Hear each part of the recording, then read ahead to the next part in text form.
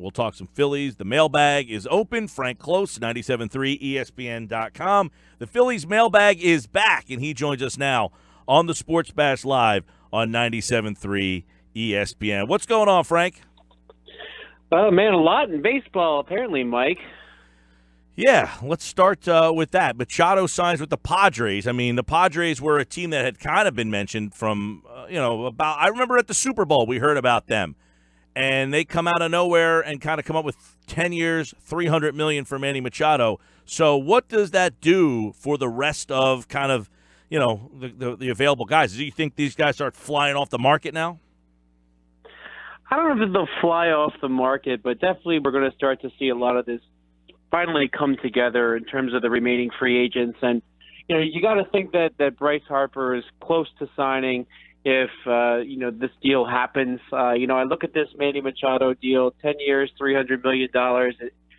Phillies could have beaten that if they really felt they needed to. They have the money. We know that.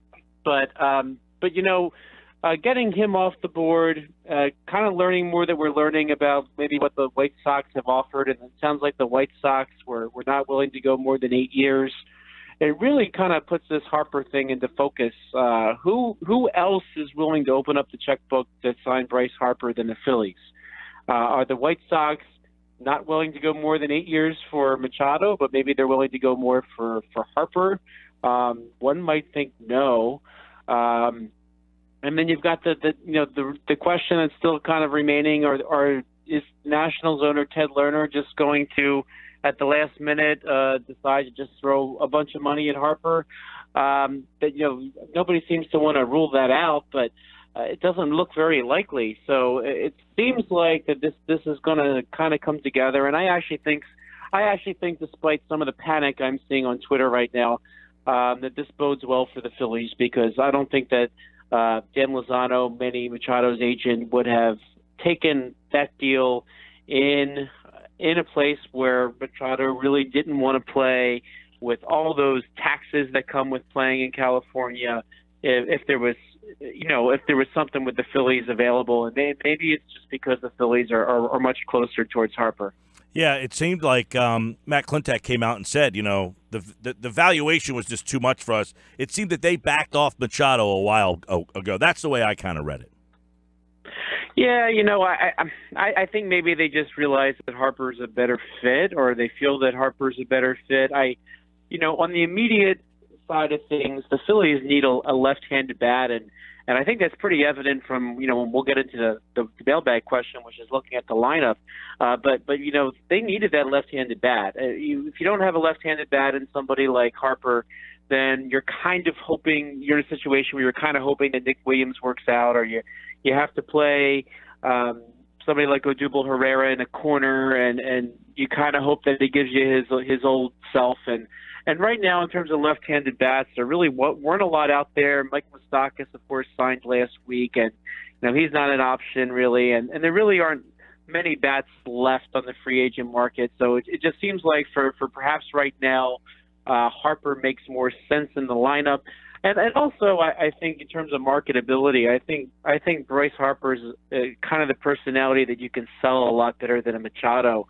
With ever since Bryce came up as a 17-year-old, he was really out there, and the smiling face, marketable type player, and that'll pay some dividends in other ways off the field. And Machado just seems like he's still kind of the low key, doesn't really talk much, doesn't want to be the center of attention, and you can't discount that too in terms of total value that a player will bring to an organization.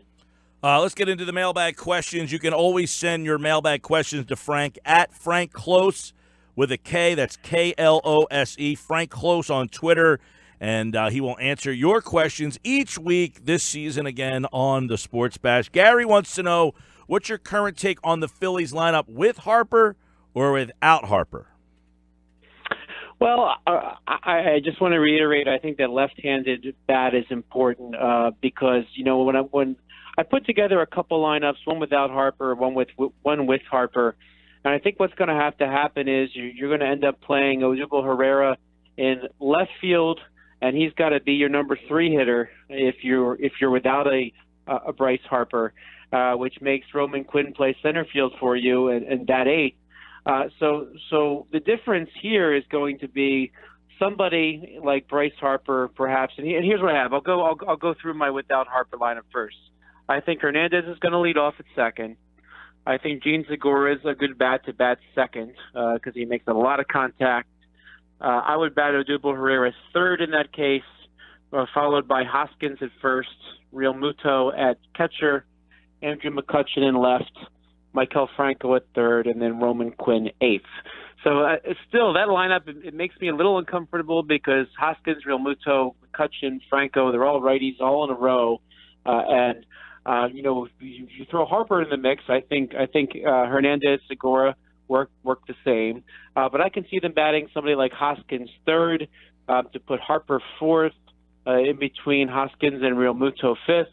And then you can go McCutchen, Herrera, Franco, and you've got some lefty-righty back and forth. Now, Herrera I have in center field in that scenario because I think even though Roman Quinn's a better center fielder, you're looking for Herrera's bat there first and foremost. And in that situation, too, if you don't like the matchups, if you're facing a lefty, you put Roman Quinn in center that day.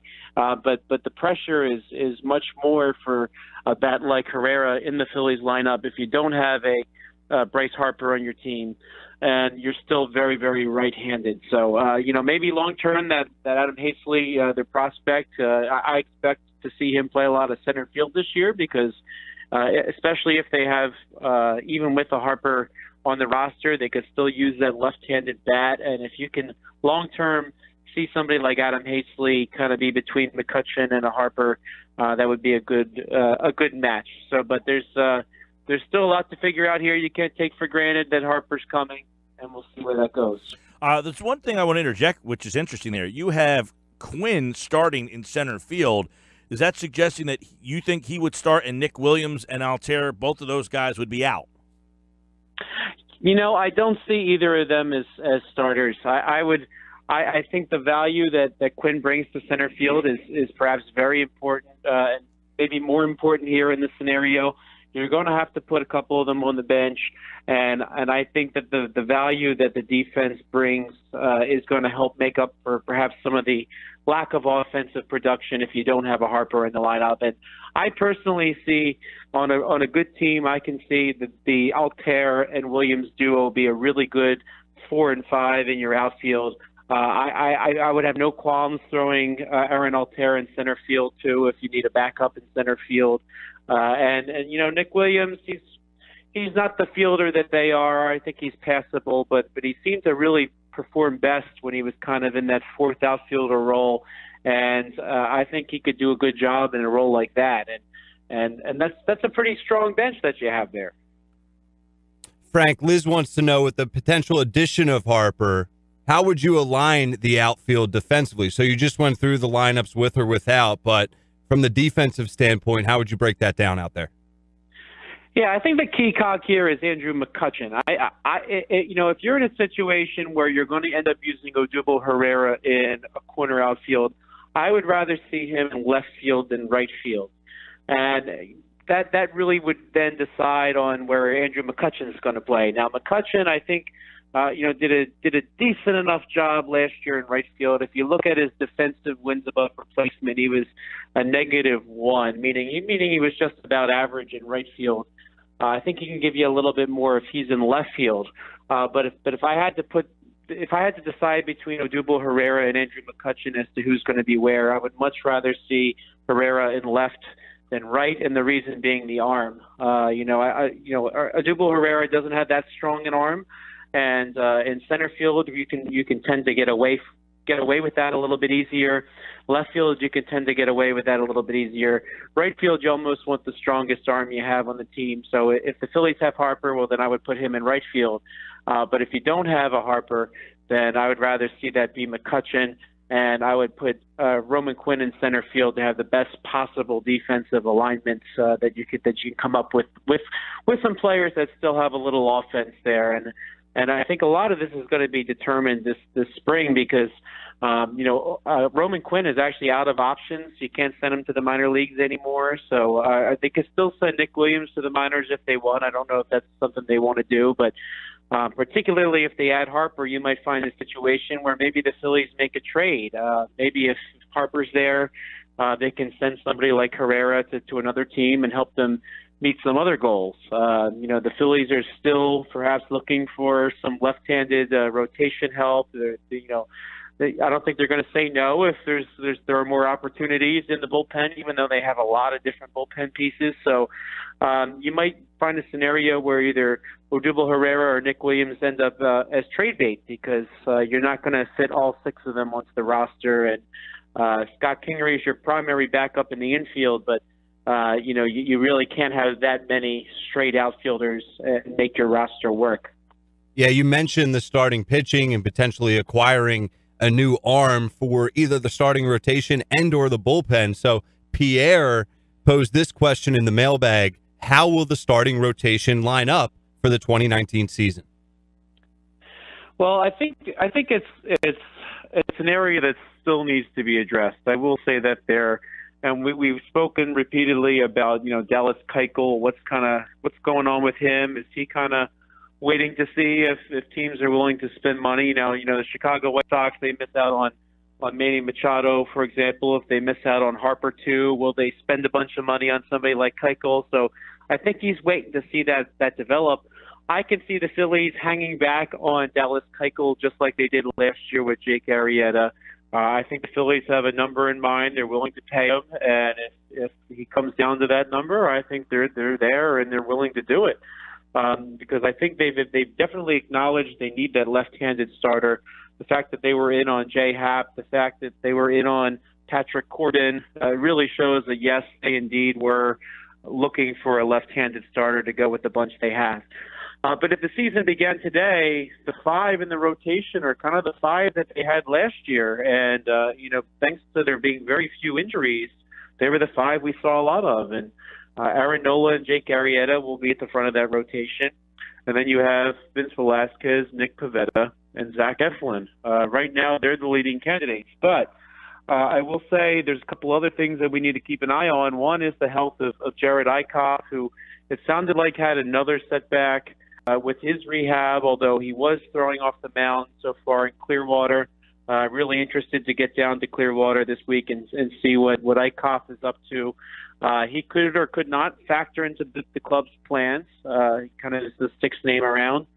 But beyond that, you're looking at the same kind of fill-in types that you had last year in Daniel De Los Santos and Ranger Suarez. And I think you need to do a little bit better than that. Cole Irvin, I think pretty highly of him as a left-handed starter who's probably going to open the year at AAA. If you want to be a contender, you probably can't wait Irvin out just yet. You can't rush him to the major leagues and expect him to be a key cog. He could be someday. But I would really think the Phillies would benefit from adding a left-handed arm, and maybe somebody like Robbie Ray or Mike Minor that they showed interest in as trade options. Maybe if the Phillies are able to add some more pieces to the roster, they can use some of that young talent to land players like those if the teams are interested, and get a nice left-handed rotation arm. But a lot of that is still yet to be worked out, and it seems odd that with the Grapefruit League opener on Friday that you're still kind of figuring out who will be in your rotation. But the good news is last year that starting 5 of Nola, Arrieta, Pivetta, Velasquez, Eflin did not really get hurt. They all made at least 25 starts. That doesn't happen a lot in Major League Baseball. The bad news of that is they kind of fell off down the stretch where everybody not named Nola, I think, went like the last 30. It was I think they won maybe like, I think it was 11 and 19 or something like that. So the team went in the non-Nola starts, and that's really kind of what led the Phillies to kind of fall off down the stretch. So there's definitely some room for improvement there to be had, but if they need to, they'll roll with that, and maybe they'll try again at the trade deadline. What we really want to know is, Frank, when is Harper signing? All right, so I just heard John Paul Morosi on a national show So whenever Manny say that Machado you vanished for you vanished for a 1 o'clock second. press conference. Frank, you vanished there for a second. You got to start over. You just heard John Paul Morosi say what? He believes, and I like this theory, that the moment we know when Manny Machado's welcoming presser in San Diego is going to be, 10 minutes before that, they will announce where Harper's going and for how much money, just not to be upstaged, because Scott Boras, the agent, likes to be the big guy. All right, I'll take you on that. When's that conference? They have not announced that yet. So the Padres have not officially announced the deal. They won't until they have the physical done. So we'll see what happens. Frank Klose will be in Clearwater when? I'm heading down for the Grapefruit Opener Friday, and on Saturday I'll be at the home opener, and then I'll be going back down in March as well. Okay, so we'll have reports from Frank live from Clearwater this week, and you can hear that only right here on 97.3 ESPN. All right, pal, we'll talk to you on Friday. All right, thanks, guys.